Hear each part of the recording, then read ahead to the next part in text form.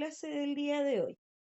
¿Dónde quedamos la clase anterior? Para que más o menos nos vayamos ubicando, estábamos viendo todo lo que era el término de Edad Media y principio de Edad Moderna. Edad Moderna, la verdad es que por una cuestión de temporal, de tiempo, no de tiempo en cuanto al tiempo que tenemos nosotros, sino del tiempo en cuanto a lo que dura o los temas que se tocan en edad contemporánea. Hoy día la vamos a terminar, va a ser relativamente corto, y luego nos vamos con los fundamentos de lo que es el inicio de la edad moderna al paso de la edad contemporánea. Y ya, de ahí en adelante, en edad contemporánea, es bastante denso porque nos vamos a encontrar con lo que es paz armada, Primera Guerra Mundial, los años 20, Segunda Guerra Mundial, Guerra Fría, Guerra de Guerrilla, y llegamos a la actualidad, ¿ya? Pero inicialmente vamos a partir aquí con lo que tenemos en pantalla, que tiene que ver con edad moderna. La clase pasada, lo último que vimos en edad moderna, correspondía principalmente a cómo se iba estructurando el Estado moderno, cómo empezábamos a ver que los feudos se transformaban en grandes ciudades. Estas grandes ciudades retomaban lo que era todo el comercio, y a partir del comercio comenzábamos de inmediato a levantar lo que eran monarquías, y de ahí a las monarquías absolutistas, que es lo que vamos a ver el día de hoy. Es un paso bastante corto que se desarrolla más o menos desde el siglo XII al siglo XVI, ¿ya? Otra cosa bien importante que vimos la clase pasada, que tenía que ver con cómo se estructuraban principalmente las cruzadas, que era lo que ocurría al final de la Edad Media, y este paso también que tenía que ver principalmente con el cambio de pensamiento que estaba ligado al humanismo y al renacimiento, uno que se enfocaba directamente en lo que era el arte, el otro que se enfocaba en la razón, y cómo estos fueron cambiando la visual del mundo y cómo este mundo iba cambiando con respecto al avance de la ciencia, la tecnología, el arte y todo lo que tenía que ver con esto, ¿ya? Entonces vamos a comenzar desde aquí. Denme un segundo. Estoy cerrando alguna alerta. Ya, ahí sí. Entonces lo que tenemos en pantalla corresponde a lo que son los cambios políticos y económicos de la edad moderna. Ya lo había advertido. Estábamos en los feudos de la Edad Media y pasamos de un momento a otro a construir estas grandes ciudades y estos grandes reinados que van a ir de la mano de las monarquías. Por otro lado, aparece un sistema que vamos a conocer como mercantilismo. Ahora, este mercantilismo, chiquillo, es lo que hoy en día nosotros tenemos como un sistema neoliberal capitalista, pero en sus inicios se llama sistema mercantilista, ¿ya? Y aquí nos vamos en cuanto a lo que es tiempo. Comienza en 1453 con la caída de Constantinopla o la caída del Imperio Romano de Oriente, junto a lo que es también eh, lo que conocemos como la llegada de Cristóbal Colón a América. Y la Edad Moderna va a terminar con la Revolución Francesa y con otros hitos que los vamos a ver más adelante, pero son Revolución Francesa, independencia de los Estados Unidos y Revolución Industrial. Porque si ya veníamos desde la Edad Media con un cambio de mentalidad donde sitúa al hombre en el centro del espacio, en el centro de la razón, de ahora en adelante vamos a ver que este cambio se profundiza y lo lleva principalmente a lo que es el cambio de mentalidad, donde ya la ciencia se sitúa en el medio y donde vamos a encontrar que la ciencia comienza a avanzar, por ejemplo, con una máquina que al comienzo parecía tan simple, que era la máquina de vapor, que termina moviendo hoy en día lo que ustedes tienen en su mano, un celular, un computador, porque van a ver estos cambios o estos encuentros de cómo ir transformando la energía, ¿ya? Entonces la Edad Moderna va desde el 1500 aproximadamente hasta el 1800 aproximadamente. Otra cosa que les recuerdo con respecto a la historia es que nosotros clasificamos la historia en estos periodos solamente para poder ordenarla y que lo podamos entender. No es que necesariamente la gente se paró un día para otro y dijo, oh, hoy día estamos en la edad contemporánea, oh, hoy día pasamos a la edad moderna. no tiene que ver con eso, tiene que ver con los cambios progresivos. Así como nosotros lo hacemos en nuestra vida, nuestros cambios van siendo progresivos. Todos y cada uno de nosotros no somos los mismos de hace 10, 15 o 20 años atrás. Nuestra forma de pensar, nuestra forma de ver la vida, nuestra forma de percibir a los demás ha ido cambiando y ha ido mutando con el tiempo. Lo mismo pasa con la historia. ¿Por qué? Porque la historia es inherente al ser humano, es parte del ser humano. Y aquí nos encontramos, chiquillos, con cómo se conforma el Estado moderno. Cuando hablamos de Estado moderno tiene que ver con las nuevas formas de administrar. Ya no son los feudos, ya no es este contrato social donde nos encontramos con que yo te cuido mientras que tú me ayudas, sino que ahora nos vamos a encontrar con una organización política que va a estar caracterizada por tener un gobierno centralizado. Y cuando hablamos de gobierno centralizado, en este caso, nos estamos refiriendo al rey o a la familia real. Por otro lado, antiguamente no se veía muy bien cuáles eran los espacios que definía cada uno de estos poblados, de estas ciudades, de estos países. De ahora en adelante nos vamos a encontrar con territorios definidos, muy definidos, que empiezan a crear fronteras. Y lo vamos a ver en un mapa un poquito más adelante. Y por supuesto que también empieza a haber este sentido de pertenencia que tienen los ciudadanos para con su país. Ustedes mismos, nosotros mismos, yo misma, tenemos cierto sentido de pertenencia con Chile, independiente de que reclamemos contra el presidente, reclamemos contra las políticas de Estado, pero tenemos cierto grado de pertenencia al país. Aquí, hago una pausa. ¿Alguna duda, alguna consulta? ¿O vamos bien?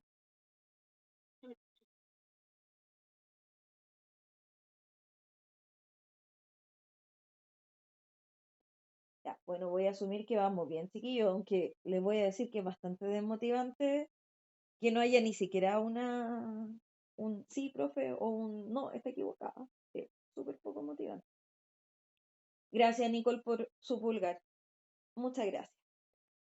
Por otro lado, nos vamos a encontrar con ciertos factores que van a ayudar a que se instauren esta monarquía moderna, estos estados gobierno a través de las monarquías, que tiene que ver con los tres puntos que tenemos en pantalla. Primero, el aumento de poder de los reyes, porque las familias reales van a empezar a tomar poder por sobre lo que va a ser el resto del pueblo. Aparte de eso, nos vamos a encontrar con que la monarquía se va a aliar a la burguesía. Ya lo habíamos visto en la clase pasada, la burguesía es una nueva clase social y esta clase social está estrechamente ligada a lo que es aquellas familias que si bien no tienen un estatus social por linaje, sí lo tienen por ingresos. Por lo tanto, son familias que se fueron haciendo de dinero con el tiempo y que terminaron teniendo un gran poder debido al poder adquisitivo que tenían. Por lo tanto, va a ser sumamente importante para las monarquías aliarse, porque uno ostentaba en el poder político y la burguesía ostentaba el poder económico. Por otro lado, nos vamos a encontrar con el dominio y el control de los territorios. Rey, figura de la familia real. Yo gobierno sobre mi país, sobre mi territorio. Por lo tanto, yo no puedo interferir en el estado de al lado, no puedo interferir en el país de al lado. Independiente de que en estos momentos o a esta situación, año 1500, siglo XVI, siglo XVII, nos vamos a encontrar con que estas familias se casaban entre primos, entre tíos, básicamente para mantener el poder y también para hacer alianza. Porque si Francia no quería tener problemas con Austria, por ejemplo, iba a mandar, que es lo que va a hacer en el tiempo, va a mandar a su hija austriaca, María Antonieta austriaca, la manda a Francia para ser casada con Luis XVI. Por lo tanto, a través de los matrimonios y a través de que todas estas personas eran algún tipo de parentesco, se mantenía el poder, se mantenía el linaje y también se hacían relaciones políticas. Por lo tanto, si yo tengo a mi hija en tu país o tengo a mi hijo en tu país, vamos a tener una alianza para no pelear. Por lo tanto, si yo tengo una pelea con un tercero, tú me tienes que apoyar porque tu familia es mi familia. Es algo así lo que ocurre. Que en realidad, si ustedes lo ven al día de hoy, sigue pasando eso. Generalmente las familias a todo nivel, familias de estratos sociales muy bajos o muy altos, tienden a mantener los bienes entre familias, por lo tanto, se casan con primos, vamos a hablar de un estrato social alto en Chile, y en otros casos intentan mantener como de alguna forma la economía, por lo tanto, se intentan mezclar con su misma clase social o clases sociales que estén un poco más elevados, que tengan un mayor poder económico en realidad, o mayor poder en cuanto a la situado que están dentro de la sociedad. Entonces, estos primeros estados monárquicos nos vamos a encontrar en tres países principalmente, en Francia, en España e Inglaterra.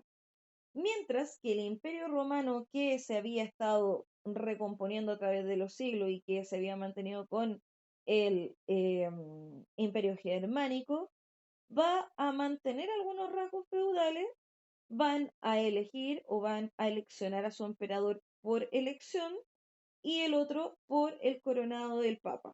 ¿Esto por qué se lo recuerdo? Básicamente porque recordemos que el Papa técnicamente es un rey dentro del Vaticano, dentro de la Iglesia Católica. Y dentro de la Iglesia, que está conformada en Roma, que es antiguamente el Imperio Romano, termina siendo una especie de monarca. Lo que pasa es que en el caso del papado, no es una monarquía por linaje, sino que una monarquía por elección. ¿Ya? Ahora, estos elementos del Estado moderno, chiquillos, son esencialmente cuatro. Primero, aquellos que tienen que ver con el territorio. Los estados modernos tienen que tener un territorio marcado para poder gobernar sobre él.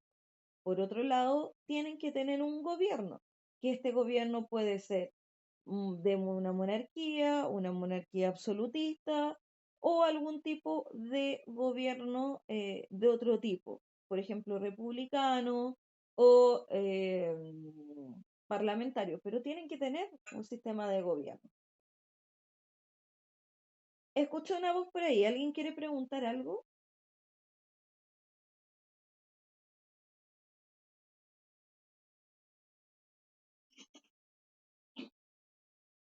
Parece que no, ¿ya? Continúo, chiquillos. Otro de los puntos focales tiene que ver con la nación. ¿Y qué es una nación? Es un grupo de personas que tienen características en común.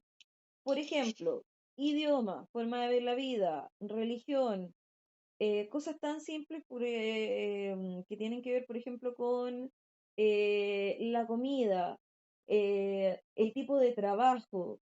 Todas estas características culturales engloban a una nación.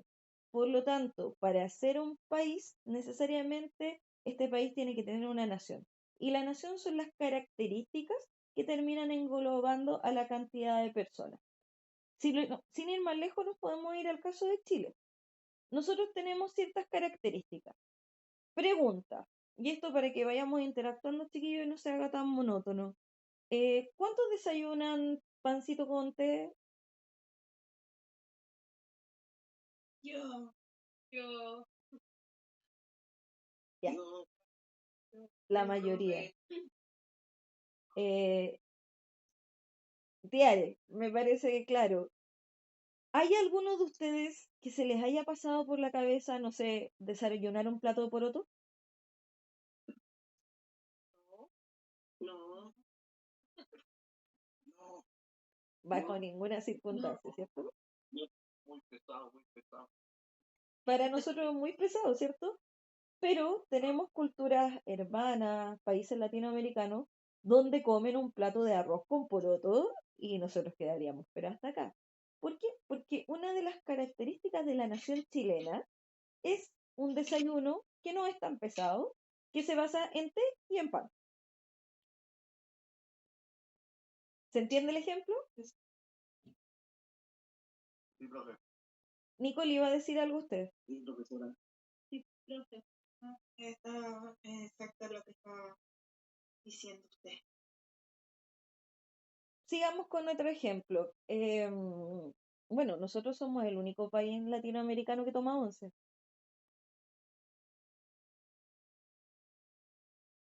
¿Y está mal eso, profe? No, no digo que esté mal. Lo que estoy diciendo es que es una característica cultural. Los demás cenan, parece. La mayoría de los países, y estoy hablando a nivel internacional, es desayuno, almuerzo, merienda, que generalmente a las 5 de la tarde, y la cena. Pero nosotros, como somos raros, bueno, para el resto de los latinoamericanos, insisto, esto no tiene que ver con que sea bueno o sea malo, simplemente somos extraños. Desayuno, almuerzo, 11.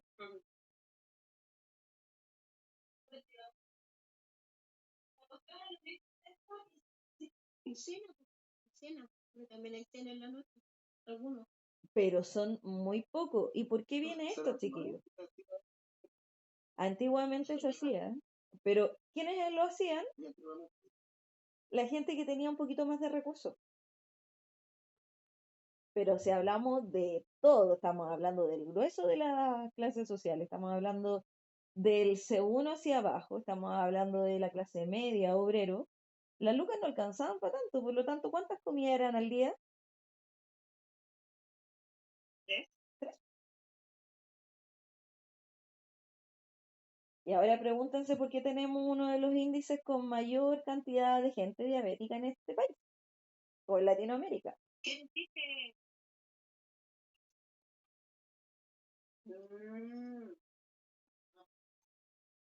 Hoy en día ¿cómo se nosotros, limita? nosotros hemos estado aprendiendo a hacer las cosas de forma distinta.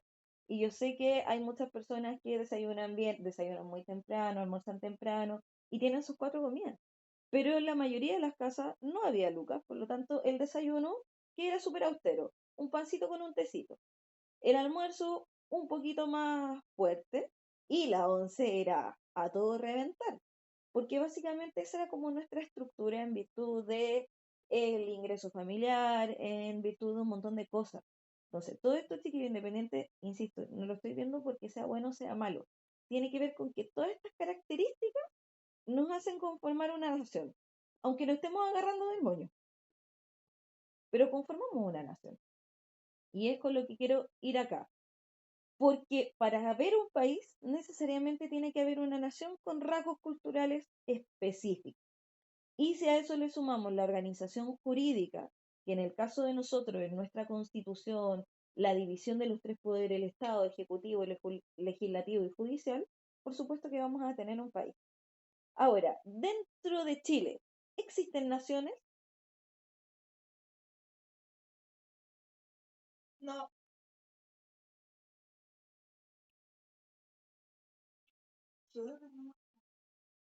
Somos chilenos, pero ¿existen otras naciones? Yo que sepa, no. Ya. Chiquillos, efectivamente nosotros tenemos otras naciones dentro de Chile, que si bien no conforman un país, son naciones. Por ejemplo, tenemos a la cultura mapuche, es una nación. Por lo tanto, Chile se estructura con distintas naciones. Por un lado, obviamente, estamos lo que somos chilenos, pero los mapuches, los aymara, los selman y otros pueblos originarios son naciones dentro del país de Chile. Por lo tanto, Chile es un país, es otra nación. Por los idiomas. No solamente por los idiomas, sino que por su cultura. O usted, miren, sin menospreciar a la cultura de Rapa Nui, porque yo la encuentro fabulosa, pero usted andaría vestido con pluma acá en Santiago. No, con esta temperatura en la isla. No, porque es parte de su cultura con una situación bien específica, porque ellos viven en una isla, porque da para eso. Nosotros somos una nación, si bien Chile es una nación que congleva, conjuga, digámoslo así, a la nación mapuche, a la nación Rapa Nui, a los mestizos, porque técnicamente la mayoría de los que estamos acá somos mestizos. Todo aquel que tenga apellido, somos mestizos. Otra nación. Entonces, dentro de estas características, vamos a tener distintas naciones dentro de un mismo país. Si miramos a Argentina va a pasar lo mismo, si miramos a Venezuela va a pasar lo mismo, si miramos a Haití va a pasar lo mismo. Porque las culturas, o en este caso los países americanos o los países de América de este continente, fuimos todos conformados a partir de la plurinacionalidad o a partir, en este caso, de distintas naciones que conformaron un país. ¿Ya? Si hay alguna duda me van diciendo. Ya. Y acá lo vemos, chiquillos. En pantalla vemos cómo de el mapa anterior, que lo vimos en la diapositiva anterior, donde se veían sectorizadas las partes, donde por ejemplo estaba el Imperio Germánico, que no se veían bien sus límites, donde estaban los pueblos bárbaros que estaban invadiendo, no había límites claros de dónde comenzaba y dónde terminaba. Pero a partir de eso nos vamos a encontrar con que el Estado moderno sí tiene sus límites bastante marcados. En este caso, si se dan cuenta, ahora en adelante el Imperio Germano, que más tarde va a pasar a llamarse Alemania, tiene un espacio bastante delimitado, ¿cierto?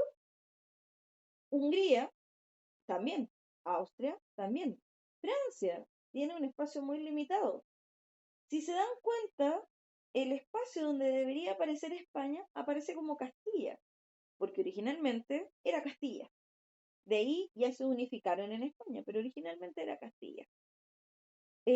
Donde está el Principado de Moscovia, más tarde va a pasar a ser Rusia y va a tomar todos los territorios que están hacia lo que es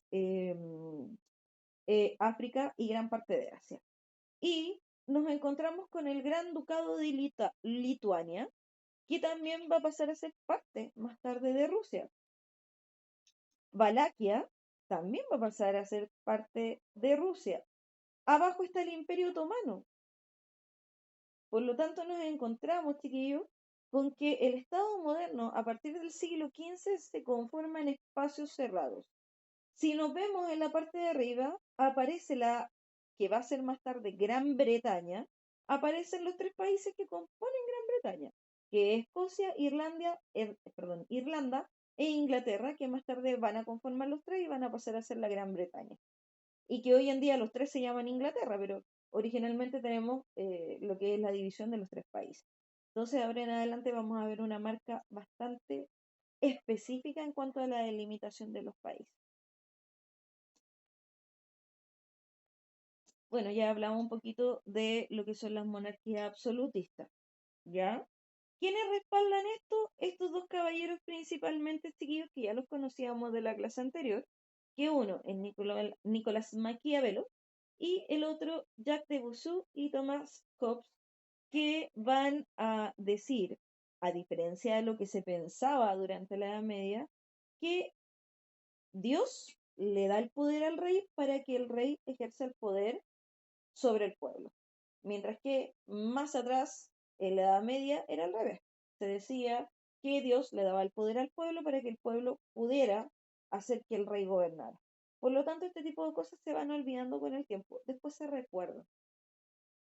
Ahora, ¿qué es lo que tenemos en cuanto a la monarquía? Primero, que es derecho divino, porque lo otorga Dios. Luego, el control sobre la nobleza, por lo tanto, el rey manda sobre toda su familia y toda aquella parentesco cercano que esté ligado a la sangre real. Tiene control sobre la iglesia, tiene un poder hereditario y vitalicio, por lo tanto, nunca deja de gobernar hasta el día que muere. Tiene una administración centralizada porque la monarquía, o en este caso el monarca, ostenta los tres poderes del Estado. Es el poder ejecutivo, es el poder legislativo y es el poder judicial. Y por último, tiene para sí un ejército propio, aparte del país.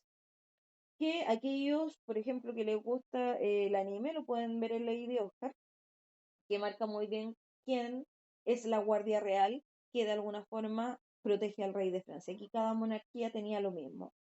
Una guardia personal y la otra era la guardia que dependía también de la casa de la corona, pero que de alguna forma no defendía al pueblo, defendía a los reyes, más allá de ser un poder militar que defendiera al país. De momento, chiquillos, que se me pegó el computador. Aquí está. Ya. Entonces, ¿cuál era la estructura del poder del monarca? Simple. Tenemos que es la cabeza del Estado, por lo tanto es aquel que manda en cualquiera de las instancias, ¿ya? ¿Qué tenía que promover? La unificación territorial. Por lo tanto, si había algún grupo que estaba un poquito de, ya, me gusta, pero no me gusta, se daba el trabajo, mandaba a su guardia para que fueran parte del territorio. Tenía que reprimir la disidencia religiosa. Por ejemplo, en el caso de Inglaterra, la religión que primaba era la anglicana, por lo tanto, aquel que no fuera parte de la religión anglicana quedaba fuera, era exiliado o era eliminado. ¿Ya? Tenía que estar constantemente conformando un ejército que protegiera, en este caso, la monarquía. Tenía que establecer relaciones diplomáticas con otros estados, que se hacía a través de algunos matrimonios, principalmente, y tenía que mantener centralizado el aparato administrativo. Y volvemos a lo mismo, el monarca se encargaba de crear la ley, se encargaba de ejecutar la ley y se encargaba de administrar la ley. Que hoy en día en Chile tendríamos a estos tres poderes. Tenemos al poder ejecutivo, que es el presidente, al poder legislativo, que es la Cámara de Senado y Diputados, y al poder judicial, que en este caso son los tribunales de justicia. Denme un momento, chiquillos, que no. Bueno, y aquí tenemos a Luis XIV, que es el representante absoluto de la monarquía absolutista, valga la redundancia, porque básicamente él promulgaba, y más de alguna vez lo dijo, y así están las crónicas, el Estado soy yo. Por lo tanto, todo el poder ostentaba dentro de lo que era el reinado, y en este caso de la corona, y en este caso particular de Luis XIV. Bueno, aquí vemos el Palacio de Versalles, que va a ser la última de las casas donde va a vivir la familia real francesa. ¿A quién le gustaría tener ese patio? A mí no me gustaría, hay que mantenerlo. Pero ¿a quién no le gustaría tener ese patio de la casa? Un antejardín así.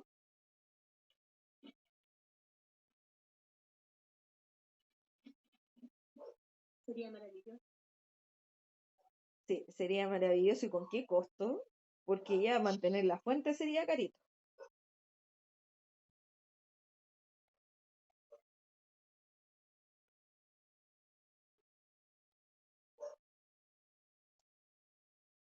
Ya.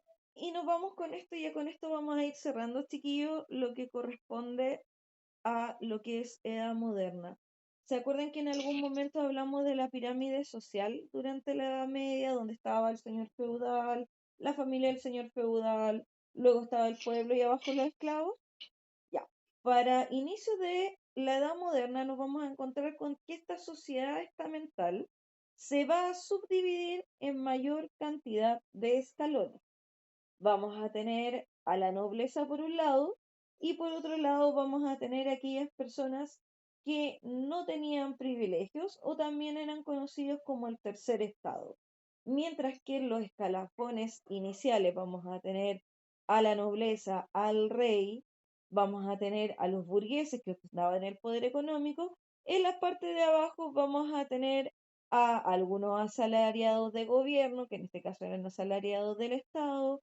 Vamos a tener nuevamente a lo que son artesanos y a los que son trabajadores. Para principios del siglo XV, XVI y XVII aún no se puede hablar de obreros. Recién a partir del siglo XIX, con la revolución industrial, podemos comenzar a hablar de obreros. Antes de eso, no. ¿Ya?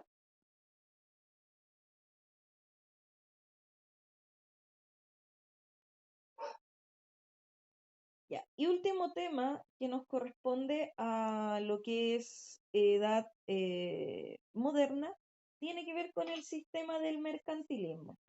Chiquillo, mercantilismo es una forma de hacer economía que en este caso fortalece al país que lo adopta. ¿Por qué? Porque en el caso de los países mercantilistas, que parte siendo España, Portugal, Inglaterra y otros que están en Europa, principalmente tenían un nicho o tenían en este caso un espacio donde podían realizar venta y compra, pero siempre estaba bajo la tutela del país. Por ejemplo, en este caso nos vamos a encontrar con que España tenía la tutela sobre todos los países hispanohablantes, todo lo que era sus colonias, Virreinato del Perú, Virreinato del Río de la Plata, Virreinato de Nueva Granada, Virreinato de Nueva España, donde le prohibían comerciar con cualquier otra persona, con cualquier otro país. Mientras que, por ejemplo, en el caso de Inglaterra, tenía lo mismo sobre las 13 colonias de Estados Unidos. No podían comerciar con nadie más que no fuera ellos. Por lo tanto, el país mercantilista, en este caso España, Inglaterra, Portugal, podían fijar los precios. Es como lo que pasa hoy en día o lo que pasó en su momento con la colusión de las farmacias. Eso es ver mercantilismo en su estado puro.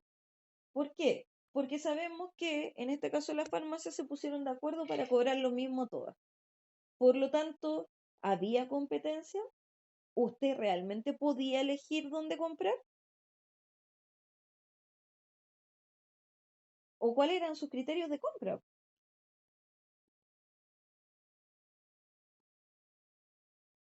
A ver, chiquillos, metámoslo en el tema del mercantilismo. A ver, los que me quieran responder, ¿por qué compran pan donde compran pan?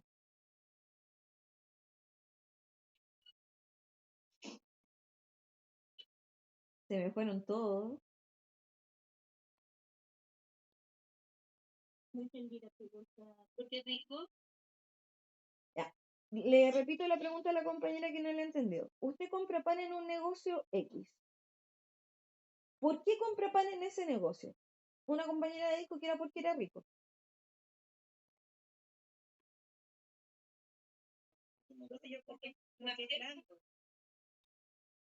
Porque más blando. ¿Quién compra por el valor? ¿Por qué más viable? Porque le queda, Tengo la cuadra. porque le queda más cerca. Por lo tanto, nos encontramos que vamos a elegir dónde comprar considerando cuáles son nuestras ventajas. A mí me pasa que yo vivo en un condominio que está alejado del mundo. Entonces, el único negocio que me queda a 5 casas. Y a todo el condominio le conviene comprar ahí porque nos queda cerca. Pero si nos comparamos en valor, obviamente el pan va a ser más caro acá. Entonces, si yo quiero un pan más barato, tengo la opción de pescar el auto o ir en colectivo y me voy al Santa Isabel y sé que voy a encontrar el pan más barato. Pero tengo o puedo elegir dónde comprar. Ahora, ¿qué pasaría si en el caso de ustedes les ponen el mismo pan, el mismo valor, en donde sea que vayan? ¿Con qué criterio elige usted?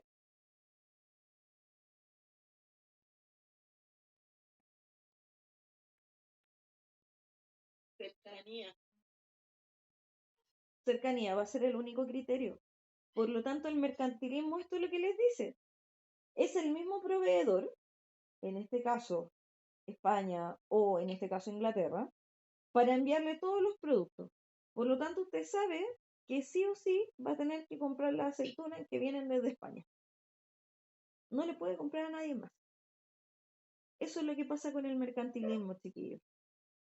A usted le ponen el mismo producto con el mismo valor, pero no lo regula nada más que la persona que está a cargo. Por lo tanto, es como que haya una panadería central que a todos en Santiago nos venda el mismo pan con el mismo valor. Por ejemplo, a usted, a todos, nos va a costar de ahora en adelante 10.000 pesos el kilo de pan. No tiene forma de escoger a dónde ir. No sé si me explico.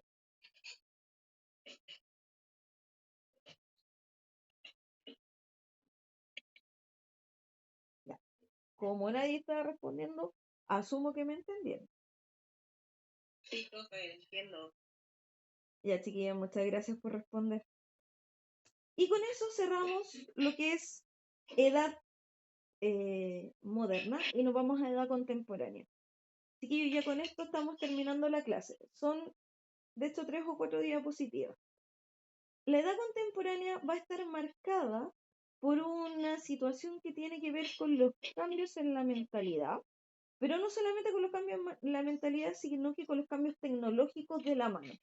Ya sabemos que durante la Edad Media, con el Renacimiento, con el humanismo, venimos marcando ciertas tecnologías, por ejemplo, con la imprenta. Después, cuando llegamos a la Edad Moderna, nos vamos a encontrar con el astrolabio, nos vamos a encontrar con la brújula, que van a ser distintos avances tecnológicos. Pero hacia el final de la Edad Moderna, nos vamos a encontrar con un gran invento. Que este gran invento corresponde a. Miren, me manda aquí un cóndor, las puse al revés. Corresponde a lo que vamos a conocer como la máquina a vapor. ¿Ya? Esta que vemos acá, que es una estructura, que como bien lo muestra la diapositiva, tenemos fuego, que se activaba con carbón, donde había un tanque de agua, este tanque de agua evaporaba y hacía funcionar las máquinas. Este es un invento del señor James Watt y que va a comenzar a ser utilizada en las primeras fábricas textiles y en las primeras ferrocarriles. Por lo tanto, va a cambiar la mentalidad en cuanto a que de ahora en adelante yo como ciudadano no me voy a demorar un mes en viajar porque tengo que ir a caballo, tengo que ir en pie, sino que de ahora en adelante, por ejemplo, en el caso de Santiago o Valparaíso, hay un tren que se demora 4 horas entre Santiago y Valparaíso. Antes de eso, el recorrido se tenía que hacer a caballo.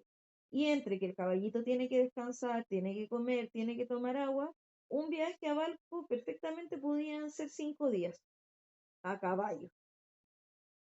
Por lo tanto, la velocidad de transporte va a cambiar, por lo tanto, la mentalidad va a cambiar. Y si a eso le sumamos, por supuesto, que no solamente se aplica esta tecnología a donde tiene que ver con transporte, sino que también al hecho de producción, eh, vamos a ir ligando esto. Por ejemplo, pregunta incómoda. ¿Quién me quiere responder una pregunta incómoda?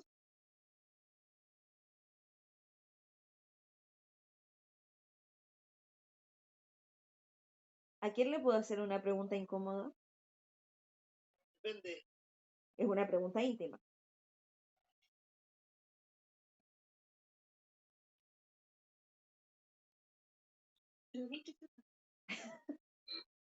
Me encanta cuando me dicen jefa. Ya. A Jocelyn, que se está riendo, le voy a hacer la pregunta a Jocelyn. Una pregunta íntima, incómoda. Jocelyn, ¿cuánta ropa tiene en su closet? Uy, pero hay muchas, no sabría decirle, Ya. Por parte baja, polera. polerones, pantalones, Polera. como 10, más o menos. Uy, cada vez que hago esta pregunta es la que menos me ha contestado que tiene. Yo me confieso que yo tengo una adicción a la ropa. Por parte baja debo tener unas 75, 80 poleras. Por parte baja. Wow. Tengo 3 closets. Tengo 3 closets, 3 cómodas. Creo. No, tengo muchísimos. Ahora, ¿por qué hago esta pregunta que puedo decir? Ahí la profe nos está agarrando para el deseo. Sí, Valesca. Así mismo queda la niña que le compro ropa cuando le mostré mi closet. ¿Por qué le hago esta pregunta? Porque si nosotros nos retrocedemos en el tiempo, una polera, entre que iba, se cosechaba el algodón, se hilaba, se cosía, se armaba la tela, después de la tela en los telares, después que se cortaba, que se cosía a mano, después de coserlo a mano, se le hacía el tinturado y llegaba una persona, si lo llevamos hoy en día perfectamente, una polera costaba unos 2 millones de pesos, llevándolo a los valores de hoy en día. Pero con la revolución industrial, una polera de ahora en adelante la podemos encontrar en ¿qué? En los mercados chinos por 2 lucas, en la feria por 500 pesos. Por lo tanto, chiquillos, la máquina a vapor va a bajar los costos de producción y va a hacer que las personas que tienen menos recursos puedan acceder a este tipo de cosas. Nuestros abuelos, bisabuelos, ¿cuánta ropa tenían? ¿Cuántas mudas de ropa tenían?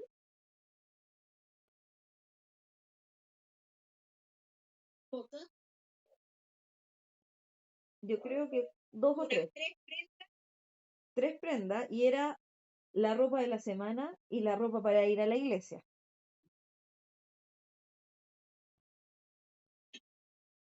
¿O me equivoco? Correcto. Y lo otro, que la ropa antiguamente duraba muchísimo. Por ejemplo, en mi caso yo heredé el jumper de mi hermana mayor. Lo utilizamos las dos. Y yo sé que hay muchos de ustedes que también reutilizaron la ropa escolar o los zapatos porque tenían otra calidad. O tal vez ustedes no, pero sí sus padres o sus abuelos, que del hermano mayor pasaba el hermano del medio, del hermano del medio, el hermano chico. Los mismos zapatos y les duraban eternamente. Hoy en día, ¿cuánto dura Eso un es par de verdad, es zapatillas? verdad. Sí. Era mejor calidad. Uno que era mejor calidad y lo otro que tenía que ver con que bueno, antiguamente se cuidaba mucho la ropa. La mejor ropita para el día domingo, para ir a ver a la abuelita, para ir a ver a la iglesia, y el resto de ropa para trabajar, que era generalmente una o dos prendas, o dos mudas enteras. Uno tiene que ver con la calidad y lo otro tiene que ver con el acceso. Porque antiguamente la ropa era más cara porque se hacía a mano. O sea, chiquillos, imagínense, para hacer una polera, una persona tenía que estar cosiendo prácticamente todo el día. De ahora en adelante, con la revolución industrial, se sacan 15, 20, 30 poleras por hora. Por lo tanto, eso va a bajar el costo de producción y lo va a hacer más accesible. Y por eso es tan importante el asunto de la revolución industrial. ¿Ya? Me voy a retroceder un poquito por el asunto de la revolución francesa. Cuando hablamos de la revolución francesa tiene que ver con quebrar los esquemas con respecto al monarca absoluto. La historia es mucho más larga, pero lo vamos a resumir en que el pueblo francés básicamente se rebeló contra el monarca absoluto. ¿Por qué? Porque este monarca tenía el poder de decidir entre la vida y la muerte. ¿Ustedes, alguna mamá, algún abuelo, abuela, lo retó por escribir con lápiz rojo en algún momento? A mí me retaron totalmente. A mí también. Me imagino que hay varios que lo retaron porque uno pesaba el primer lápiz y escribía. Ahora, se dice que es una falta de respeto, pero básicamente esto viene desde la monarquía absolutista, donde se sabía, era un secreto a voces, que todo aquel nombre que escribieran con rojo era porque iba a estar sentenciado a muerte, aunque no se dijera directamente que lo iban a asesinar. Por lo tanto, quedó en la memoria colectiva de que era una falta de respeto escribir el nombre con lápiz rojo, porque se sabía que esa persona estaba sentenciada a muerte. ¿Se entiende, cierto? Ya. Y con esto, chiquillos, ya vamos a ir terminando. Que el tercer punto tiene que ver con lo que vamos a conocer como la independencia de los Estados Unidos, que es básicamente el mismo proceso que nosotros como colonia americana tuvimos en su momento, que está pleito con España, porque España quería mantener bajo el yugo a toda Hispanoamérica, pero nosotros en algún momento nos separamos, nos independizamos y comenzamos nuestro proceso de patriota y realista. Esto lo vieron en el año anterior, por lo tanto no lo voy a tocar tanto. Pero sí se aplica a Estados Unidos, porque Estados Unidos tiene el mismo problema. Estados Unidos son 13 colonias de Inglaterra que están separados por el Atlántico y donde Inglaterra comienza a abusar con el valor del té, ¿ya? Y vamos a conocer lo que es, o lo que es conocido como el motín, o también conocido como la fiesta del té de Boston. Inglaterra le va a subir los valores de cultivo del té a las 13 colonias, porque en ese tiempo todavía no eran Estados Unidos, les va a subir el valor del té, por lo tanto los va a obligar a comprar el té que venía de Inglaterra. Por lo tanto, eso va a beneficiar, en este caso a Inglaterra, y no beneficiaba a los que cultivaban té en Estados Unidos, bueno, en las 13 colonias. Y esto va a llevar, bueno, es un problema mucho más profundo que tiene que ver con las condiciones de vida, tiene que ver con un montón de cosas, pero que va a terminar en eliminar, por supuesto, esta condición de colonia de Estados Unidos se va a revelar y va a partir con las fiestas del té de Boston, que son los cargamentos de té que vienen de Inglaterra, los van a tomar todos y los van a tirar al mar y con esto inicia el proceso de independencia de Estados Unidos, que va a terminar motivando la independencia de toda Latinoamérica y de otros países. Ya, chiquillos, espérenme, voy a